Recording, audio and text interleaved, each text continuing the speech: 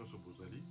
En tout cas, na salué bino, je reconnais que votre contribution et votre participation na ministère oyo ya New Concept Ministry et ezali na valeur moko ya makasi. Pe je suis reconnaissant de vous. Ces derniers temps, nazalaki koloba mingi likambo ya aveuglement spirituel oyo système ya mokili oyo ezali kosala. Moto oyo aye na mokili oyo akotikala éternellement awa azali na ete. Batu nyonso tomonaka awa nyonso na mokili. Ba les hommes les plus puissants du monde oyo bazali ka na makolo mibale, maboko mibale, miso mibale, bazali kaka lokola ngai na yo. Qu'est-ce qui est eloko nini ezali kati na bango ezali nini? Mingi baza na mayele ya mabe ya ba système oyo deja basi ba créa. Mokili oyo ezotambola na ba système. Donc bato bazalaka liboso na bolingo. Bolingo ebima na mitema, raison bolingo ebima na mitema, commercialisation ya biloko nyonso. Yango moni monguna alingi yo mona te. Soki moto amoni likambo akolinga yo mona te. Akolinga yo tikala kaka na aveuglement wana. Mokili ezali ko appartenir ata na moto moko te. Toyaki na mokili oyo na moma moko, pe tokotikaka mokili oyo na moma moko. Yango moni tango ngonga na yo, tango bit na yo ya moki ya koya na ona mokili awa oyebi yango, yango nde eloko ezali motu ya monene. Donc na koloba lelo mingi likambo ya boyeke, ba système ya mokili oyo ndenge ezali ko bebisa bato na oyo to bengi ba philosophie. Philosophie ezali malamu te. To raisonner na philosophie te, mais to raisonner na la parole de Dieu vivant na vie ya biso nyonso bato po bomo na biso kende liboso. Cause mosusu ya aveuglement ezali totanga awa na mokanda na 2 Corinthiens 4 verset 4 elobeli biso boye. Pour les incrédules dont le Dieu de ce siècle a aveuglé l'intelligence. Afin qu'ils ne visent pas briller la splendeur de l'évangile de la gloire de Christ qui est l'image de Dieu.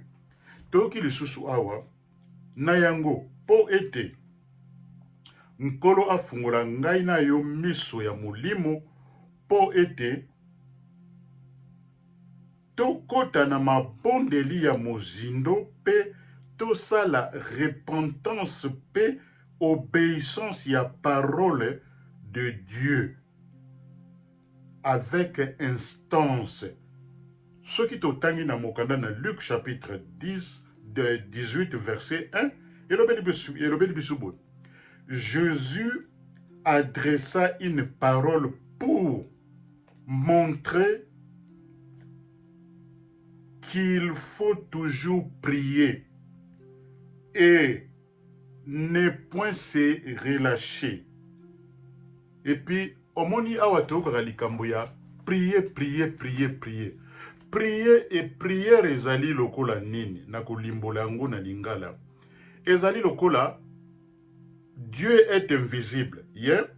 Mais sikoyo toko solola na ye eza lokola oya ko solola kana moto wana alobaka na yo te. Place problème ezali makasi nde yango wana. Il y a un temps pour prier, il y a un temps pour na koyoka ozo mona nini, ozo yoka nini. Omoni eloko wana ezali clé monene na kati na biso batu oyo tolingi makambo na Nzambe. Soki opriaka mingi ke oyokaka te et puis olingi komona te, est-ce que wana ezali prière ou ezali illusion ou délusion? Mais tolingi kolakisa mingi na bato te prier avec cause. Raison ya prière na yo ezali nini? Bit ya prière na yo ezali nini? Pote efungula yo miso pe efungula yo matoi oyoka malamu.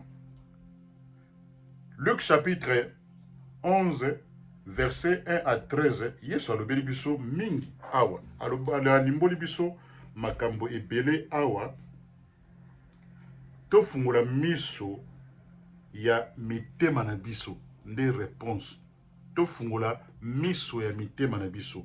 Motema na koloba ezali motema teke ya machine oyo ebetaka pona kopompe makila te. C'est l'homme intérieur oyo ezali kati na yo nde esika la présence ya Nzambe asololaka na biso bana na ye nde na esika wana. Asololaka na moto nyonso, atika moto nyonso te. Dans Psaume chapitre 119, na verset 18, elobeli biso boye, ouvre mes yeux, nkolo, pour que je contemple les merveilles de ta loi. Yango eza ba principe, omoni, de ta loi. Yango nde ba principe divine. Total lisusu na 2 Corinthiens chapitre 4 verset 6, elobeli biso boye, car Dieu qui a dit, la lumière brillera au sein des ténèbres, a fait briller la lumière dans nos cœurs pour faire resplendira la connaissance de la gloire de Dieu sur la face de Christ. Toye comme on appelle lisusu awa na Luc chapitre 4 verset 18, Yesu alobeli biso boye, l'esprit du Seigneur est sur moi pour proclamer aux captifs la délivrance et aux aveugles le recouvrement de la vue, pour renvoyer libres les opprimés, pour publier une bonne année de grâce du Seigneur. Awa toye pe lisusu komona aveuglement spirituel ndenge ekotaki na bana na Israël. Na mokanda na Romains chapitre 11 verset 25, elobeli biso boye, car je ne peux pas, frère, que vous ignorez ce mystère, aucun mystère, afin que vous regardiez point comme sage c'est qu'une partielle d'Israël est tombée dans l'endurcissement jusqu'à ce que la totalité des païens soit entrée. Oyoki ndenge Bible ezolobela biso. Donc makambo tozwelaka yango na pete te. Toyoki maloba na Nzambe pe totangi yango lokola théorie pe ekomela biso réalité ou est développé otobengi ba vrai concept. Tokoma très conscient de nous-mêmes pour mieux se faire connaître. Pe tokoma reconnaissant na Elohim le créateur. Pe ko développer une connaissance de soi. Tokoma ko percevoir makambo ya malamu tomonaka yango. Toyeba devoir na biso etant que bana na Nzambe. To développer introspection pe komiyeba ke vie na biso ya individualité, vie individuelle. Ezali très important bandeko na ngai. Naya koloba lisusu awa yango wana na mokanda na Job 22 28 il kolobela biso boye, à tes résolutions répondra le succès, sur tes sentiers brillera la lumière.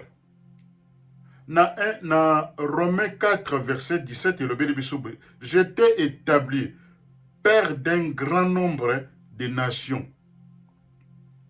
Il est notre Père devant celui auquel il a cru et qui appelle des choses qui ne sont point comme si elles étaient yonde nzambe afungola biso euh, matoi afungola biso makambo ya ebele. Naza koloba mingi lelo boye na message na ngai toutaki komona likambo ya aveuglement. Tomoni na mboka na biso na Congo, un pays si vaste, un pays si riche. Mais toza ko comprendre qu'est-ce qui ne va pas. On dirait namona nanu te na vie, même biso tovandi naza peza mwana ya poto ya kala, namona nanu te ke yo longwe na mboka soki songolo pakala oye kokota na mboka lokola Angleterre, oyeka ndengo ozalaki eloko moko te okoti awa ofandi awa, et puis du coup oye kozwa contrôle ya bamindele bapesi yo kibomokonzi, okomi riche, et puis bokomi kosala ba loi sur ya bato bino bokutaki. En tout cas ngai personnellement namona yango te. Makambo yo elekilaka ngai, surtout elekaka na bamboka na biso na Congo, eza lokola eloko moko. Est-ce que eza nini yango? Aveuglement. Les gens vont prier, les gens vont bakendeke soki na babisika nini, mais réalité ya mboka na bino boza komona yango te. Eza chose grave esalamaka te. Et yango moni ke message nanga, réveillons-nous le peuple congolais, conscience na biso ezwa place na yango, tondimaka bindima boy te na vie oyo, parce que omoni tango toko ndimaka makambo bindima tokozala sujet ya manipulation ya bato ebele. Il faut tozala na discernement oyo babengaka spirituel. Discernement spirituel wana soki miso na bino ezali ya kofongwa mate. Omoni eloko na lobaka, il y a une très grande différence entre kotala na komona.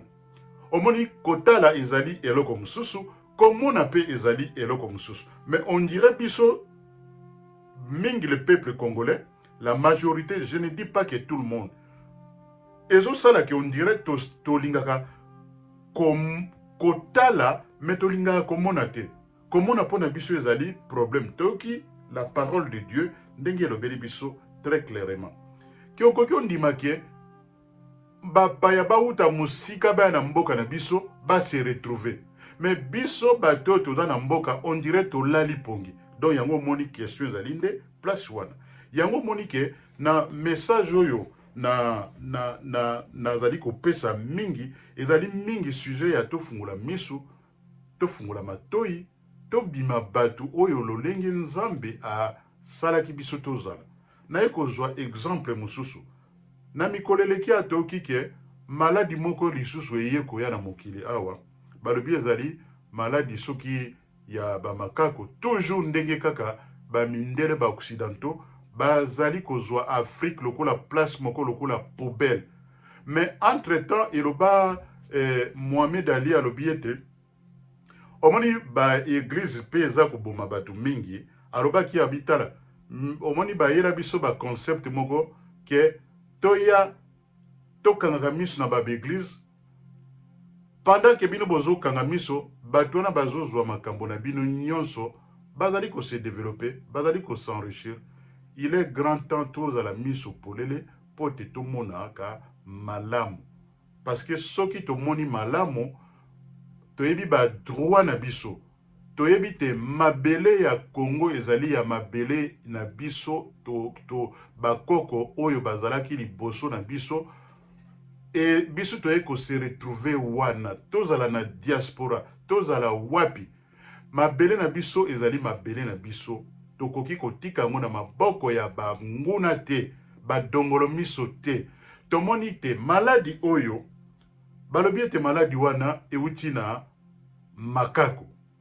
Mais makako ndenge tozoloba nyama lokola makako, bato baliaka makako, balia yango depuis ba siècle na ba siècle. Ndenge nini bato bazaki kozwa ba maladi te. Bauti ko loba makamba Covid. Ah Covid yango ekeika lokolo ndire diabolo bayaki ko relâcher na mokili baye ko kangaye, siko bake okamata su diable mosusu ya maladi wana balobi te ezali mpona makako bato baki kolia makako me toyei koyeba secret ya bamindele ezali baoccidentaux bali bino mibali na mibali boza kobima basi na basi bozali kobima conséquence na yango boyebi yango moto lokola soki Billis Gates wana azwa mbongo na ye na kote na biso na Congo depuis kala me biso tozalaki na tolalaki pongi lelo akomi une voix ya munene ya kopesaka bato ba ordre o maladi boye o ba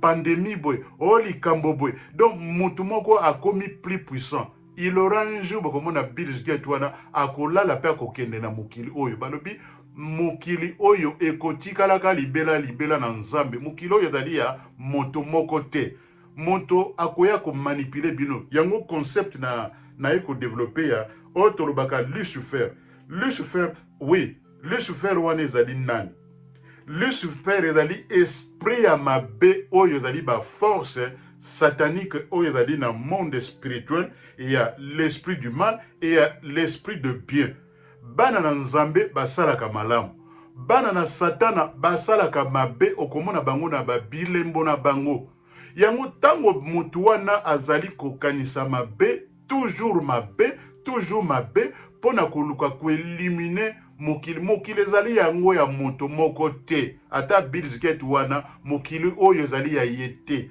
ata bato baolobaka soki na Rwanda Kagame soki banani mokili ezali ya bango te il y aura un moment bakoya bakoleka yango bandeko na biso tofungola miso na baeffort oyo gouvernement na biso ezali kosala pona kopacifier l'est tobima na badistraction tobima na buzoba oyo ezangi kombo na makolo totala nde malamu toluka baview na biso teke na réseaux sociaux parce que il faut nazwa titre moko boye natia po soki natie titre wana bato bakotala titre et puis nazwi baview et puis après boyebi ke makambo to kosala il va arriver un moment bozo boye bato baza nango na mokili ekosilaka po balobi na dernier moment nzambe azomatisa connaissance ya bato moto aza na connaissance azaka miso ya kofungwama moto azaka na connaissance te azaka na miso ya kokangama yango il est grand temps le peuple de mon pays le Congo que moi j'aime et j'adore et to soutenir ba effort oyo ezali kosalama na mboka na biso to bima na esprit ya tribalisme tobima na esprit ya moluba motoboye batoboye na Congo toza na 4 tribus mobimba 4 tribus wana eza koloba nini mongala azwaki pouvoir toyebi ke résultat bangala bazwaki pouvoir ezaki nini baswahili baye kozwa pouvoir tomoni yango soki pe baswahili ya solo soki pe ya solo te bango moko bayamiyebi siko toye kotala nini mokongo azwaki pouvoir asalaki nini sikoyo ezali tour soki moluba azali na pouvoir où est le mal il n'est pas un moluba c'est un congolais il faut to comprendre biloko oyo malamu tovandi na bamboka oyo ya ebele tomoni awa na bamboka oyo komona bavote mutu wana soki balingi ete tango akomi na trône bakosupporte bakosoutenir ye totala eloko nini yo oye kosala tango mosusu mutu bino bozolinga te ye wana nde mutu azali na semence ya kobimisa mboka na libulu pe mboka ekoma un pays le pays comme le Congo ezalaki nango pays te ezalaki détruit mais yango moni ezali lokola ekomi moment oyo eza kobima na libulu pote ezonga malamu estambola malamu pe bato basepela le peuple asepela mabele na ye yango moni ete nzambe apesaki biso mabele esengeli kosepela na mabele na biso nalingi bino mingi na kombo likolo na kombo na Yesu Kristo mbote mingi bo s'abonner bo partager mission oyo en tout cas gloire à Dieu et puis tokomi bongo mbala na sima. Thank you Jesus Christ. Amen.